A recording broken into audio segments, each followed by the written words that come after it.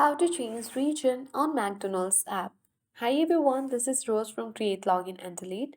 And without any further ado, let's dive right into the video. First of all, you have to launch your McDonald's application. Make sure you have installed and downloaded it from whether Play Store or App Store. And after that, make sure to log into your account. Once you land on your home screen of McDonald's app, tap More icon at bottom right corner of the screen. Now you will reach on the section where you need to locate region and language. Tap on it and choose the country and proceed the changes you have to tap confirm button. And once you do that, your region on McDonald's application will be successfully changed. Further, if you would like to change region on McDonald's application, you can do the same step for the next time as well and set it to other region.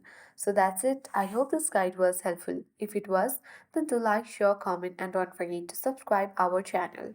Thank you for watching and see you in the next video.